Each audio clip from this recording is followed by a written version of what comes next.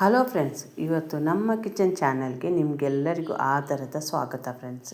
ಇಲ್ಲಿ ಒಂದು 2 ಕಪ್ಪಷ್ಟು ನಾನು ಇಲ್ಲಿ ದಪ್ಪ ಅವಲಕ್ಕಿ ತೊಗೊಂಡಿದ್ದೇನೆ ಫ್ರೆಂಡ್ಸ್. ಈ ಅವಲಕ್ಕಿಗಳಲ್ಲೂ ಪೇಪರ್ ಅವಲಕ್ಕಿ ಬೇರೆ, ಮೀಡಿಯಮ್ ಅವಲಕ್ಕಿ ಬೇರೆ ಮತ್ತು ದಪ್ಪ ಅವಲಕ್ಕಿ ಅಂತ ಇರುತ್ತೆ.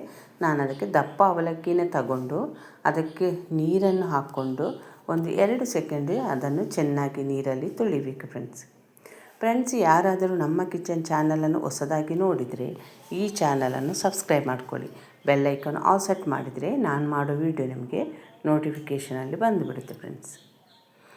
ಈಗ ಅದು ನೀರಿಂದ ಚೆನ್ನಾಗಿ ಹಿಂಡಿ ತೆಗೆದು ಒಂದು 5 ನಿಮಿಷ ಇದನ್ನು ಮುಚ್ಚಳ ಮುಚ್ಚಿ ಬಿಟ್ಟುಬಿಡೋಣ. ಅಷ್ಟೊತ್ತಿಗೆ ನಾವು ಒಂದು ಮಸಾಲ ರೆಡಿ ಮಾಡ್ಕೋಬೇಕು ಫ್ರೆಂಡ್ಸ್.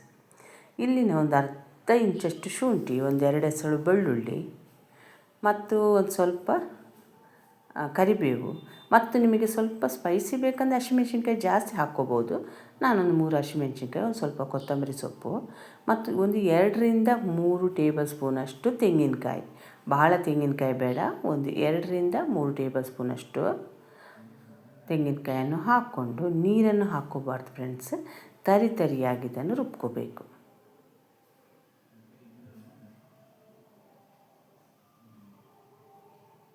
ಈಗ ತರಿಯಾಗಿ ರುಬ್ಕೊಂಡು ಒಂದು ಮಸಾಲವನ್ನೀಗ ರೆಡಿ ಮಾಡ್ಕೊಂಡಿದ್ದೇನೆ ಫ್ರೆಂಡ್ಸ್. ಈಗ ನಾನೊಂದು ಒಗ್ಗರಣೆಯನ್ನು ರೆಡಿ ಮಾಡ್ಕೋಬೇಕು. ಇಲ್ಲಿ ಒಂದು 3ರಿಂದ 4 ಟೇಬಲ್ ಸ್ಪೂನ್ ಎಣ್ಣೆಯನ್ನು ಹಾಕ್ಕೊತಿದ್ದೇನೆ ಫ್ರೆಂಡ್ಸ್. ಅಷ್ಟು ಎಣ್ಣೆ ಬೇಕು ನಮಗೆ. ಎಣ್ಣೆ ಚೆನ್ನಾಗಿ ಬಿಸಿ ಆದಮೇಲೆ ಫ್ರೆಂಡ್ಸ್ ಅದಕ್ಕೆ ಸಾಸಿವೆಯನ್ನು ಹಾಕ್ಕೋಬೇಕು. ಸಾಸಿವೆ ಹಾಕ್ಕೊಂಡ್ಮೇಲೆ ಒಂದು 1/4 ಟೇಬಲ್ ಸ್ಪೂನಷ್ಟು ಜೀರಿಗೆ,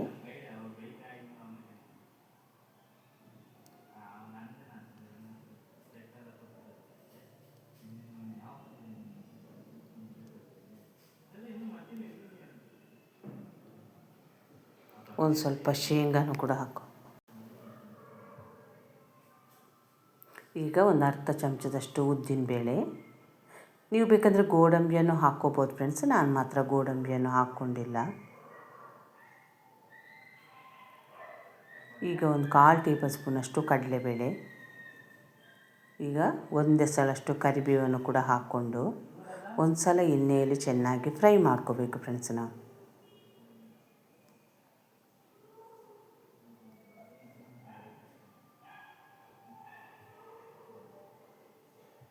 ಈಗ ಇದಕ್ಕೆ ನಾನು ಒಂದು ಅರ್ಧ ಈರುಳ್ಳಿಯನ್ನು ಕೂಡ ಹಾಕ್ಕೊತೇನೆ.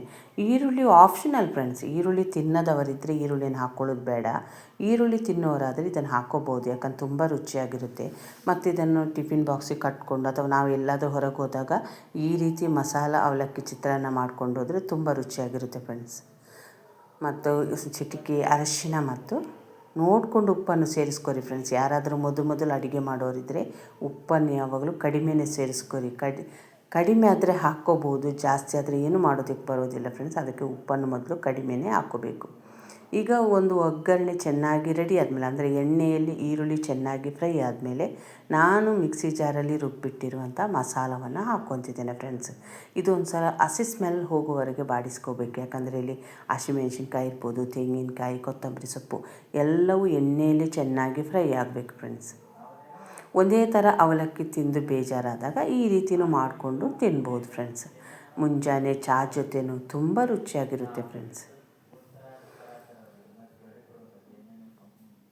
ಈ ಮಸಾಲ ಎಣ್ಣೆಯಲ್ಲಿ ಚೆನ್ನಾಗಿ ಈಗ ಫ್ರೈ ಆಗಿದೆ ಫ್ರೆಂಡ್ಸ್. ನಾನು ಆವಾಗಲೇ ಇಟ್ಟಿರುವಂಥ ಉದುರಾಗಿರುವಂಥ ಅವಲಕ್ಕಿಯನ್ನು ಈಗ ಅದಕ್ಕೆ ಸೇರಿಸ್ಕೊತೇನೆ. ಅದಕ್ಕೆ ಒಂದು ಅರ್ಧ ಹೋಳು ಲಿಂಬೆಹಣ್ಣನ್ನು ಕೂಡ ನಾನೀಗ ಹಿಂಡ್ಕೊತಿದ್ದೇನೆ ಫ್ರೆಂಡ್ಸ್. ಯಾಕಂದರೆ ಉಪ್ಪು, ಹುಳಿ, ಖಾರ ಎಲ್ಲ ತುಂಬ ರುಚಿಯಾಗಿರುತ್ತೆ.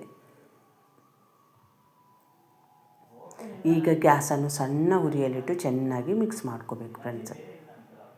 ನೀವು ಈ ಮೆಥಡಲ್ಲಿ ಮಸಾಲ ಅವಲಕ್ಕಿ ಚಿತ್ರಾನ್ನ ಮಾಡಿ ಯಾವ ರೀತಿ ಬಂತು ಅಂತ ನನಗೆ ಕಾಮೆಂಟ್ ಸೆಕ್ಷನಲ್ಲಿ ತಿಳಿಸಿ ಫ್ರೆಂಡ್ಸ್. ಏನಾದರೂ ಈ ವಿಡಿಯೋ ಇಷ್ಟ ಆದರೆ ಲೈಕ್ ಮಾಡಿ, ಶೇರ್ ಮಾಡಿ, ಆದಷ್ಟು ನಮ್ಮ ಚಾನಲನ್ನು ಸಪೋರ್ಟ್ ಮಾಡಿ ಫ್ರೆಂಡ್ಸ್. ಈ ವಿಡಿಯೋವನ್ನು ನೀವು ನೋಡಿದ್ದಕ್ಕೆ ನಿಮಗೆ ತುಂಬ ಧನ್ಯವಾದಗಳು ಫ್ರೆಂಡ್ಸ್. ಎಷ್ಟು ಸಿಂಪಲ್ಲಾಗಿ ನಾನು ಮಸಾಲ ಅವಲಕ್ಕಿ ಚಿತ್ರಾನ್ನ ಮಾಡಿದೆ ಅಂತ ನೀವು ನೋಡಿದ್ರಲ್ಲ ಫ್ರೆಂಡ್ಸ್.